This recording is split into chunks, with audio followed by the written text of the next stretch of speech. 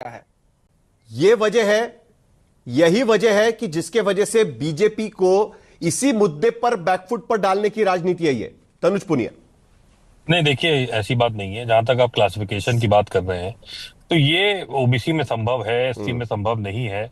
क्योंकि जो है इसका हिस्टोरिकल सिग्निफिकेंस है। ये जो है इकोनॉमिक बेस नहीं था इसका। इसका बेस सोशल इश्यूज में रहा है। तो इसकी बात तो अलग है। लेकिन देखिए, जो आप बात कर रहे हैं कि जो वोट बैंक की बात आप कर रहे हैं, तो देखिए, हम सारे दलितों की बात कर रहे हैं, हम सारे हम्म। पूरे शेड्यूल कास्ट समाज की बात कर रहे हैं कि सभी बाबा साहब को मानने हम्म। वाले लोग हैं। इसमें से पर्टिकुलरली कोई ऐसा हो सकता है कि एक सब सब क्लास जो है वो ज्यादा मानती हो, कम मानती हो। लेकिन शेड्यूल कास्ट की ही नहीं, मैं तो कहता हूं कि पूरे समाज को, चाहे वो किसी भी वर्ग का आदमी हो, अगर वो भारतीय है तो उसे बाबा साहब का सम्मान करना चाहिए। तो बाबा साहब की जहां तक बात है, वहां पे हम तो लोग तो सब सब एक साथ खड़े क्लासिफिकेशन हैं। नहीं होना चाहिए आपके मुताबिक, जिस तरीके से मेरे हरियाणा मुताबिक में सब किया गया, क्लासिफिकेशन नहीं होना महाराष्ट्र में चाहिए। उसकी बात की जा रही है। सब नहीं, क्लासिफिकेशन वो नहीं होना मैं चाहिए। मैं मैं इसके पक्ष में नहीं हूँ सब क्लासिफिकेशन के।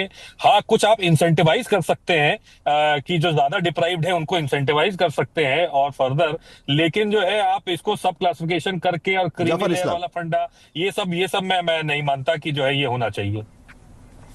देखिए, कांग्रेस के जफर बारे इस्लाम, में तो क्या कहा ही इसी जाता इसी है। इसी तरीके से लोकसभा का मामला आप सुलझा देंगे? लोकसभा में आपके जो वोट गिर गए, अब सब क्लासिफिकेशन के जरिए आप दलित वोटों को अपने पास घुमाएंगे दोबारा?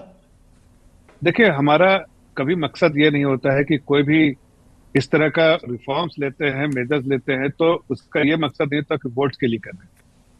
हम दलित समाज के हितैषी हैं, हितैषी थे, हितैषी रहेंगे। और हम उनके उत्थान के लिए काम क्या करते बात। थे, करते रहेंगे, आगे भी करते हैं और करते रहेंगे। अब कांग्रेस पार्टी जो अपने इतने सारे गुनाह किए हैं, इतने सारे जो उनके नापाक इरादे रहे हैं पास्ट में, उसको छुपाने